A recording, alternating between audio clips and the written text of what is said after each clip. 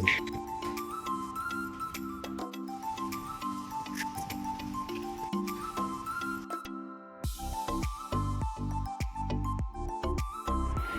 Everyone, welcome back to my channel simple life with మమత.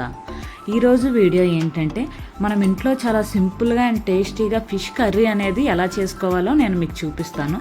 చాలా ఈజీగా ఉంటుంది ప్రాసెస్, అసలు పెద్ద టైమే పట్టదు, చాలా టేస్టీగా కూడా ఉంటుంది. ఇంకా లేట్ చేయకుండా రెసిపీలోకి వెళ్ళిపోదాం.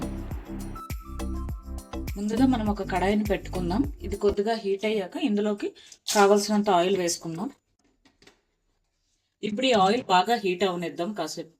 ఆయిల్ కొద్దిగా హీట్ అయ్యాక లవంగాలు ఇంకా జీలకర్ర వేసుకున్నా, కొద్దిగా ఆవాలు, అలాగే కొద్దిగా మెంతులు కూడా వేసుకుంటున్నా. ఇప్పుడు ఇవన్నీ ఫ్రై అయ్యాక కట్ చేసి పెట్టుకున్న ఆనియన్స్ వేసుకుందాం. ఇప్పుడు ఇందులోకి ఫ్రెష్గా తీసుకున్న 2 రెమ్మల కరివేపాకు వేసుకుందాం. ఆనియన్స్ ఇప్పుడు గోల్డెన్ షేడ్కి వచ్చేసాయి కదా, ఇప్పుడు కొద్దిగా అల్లం వెల్లుల్లి పేస్ట్ వేసుకుందాం.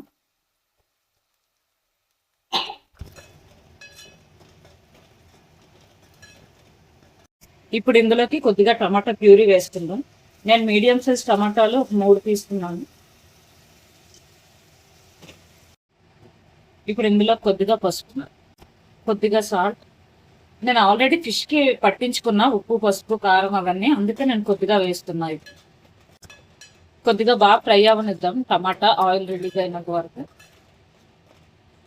టమాటా కూడా బాగా ఫ్రై అయిపోయింది, ఇదిగోండి ఆయిల్ రిలీజ్ అయిపోతుంది సైడ్కి మొత్తం. ఇప్పుడు ఇందులోకి మనం మ్యారినేట్ చేసి పెట్టుకున్న చాప ముక్కలు వేసుకుందాం.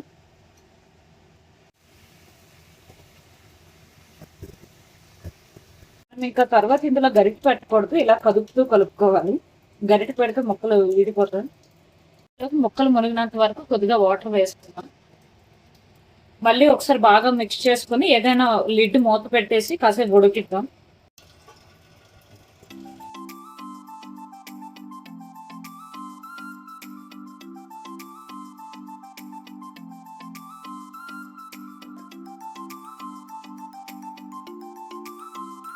మనకి ఇక్కడ ఫిష్ కర్రీ అయితే రెడీ అయిపోతుంది. ఆల్మోస్ట్ దగ్గరగా అయిపోయింది, గ్రేవీ చిక్కబడిపోయింది. ఇంకా ఫైనల్గా మనం కొద్దిగా కట్ చేసి పెట్టుకున్న కొత్తిమీరను కూడా వేసుకుందాం.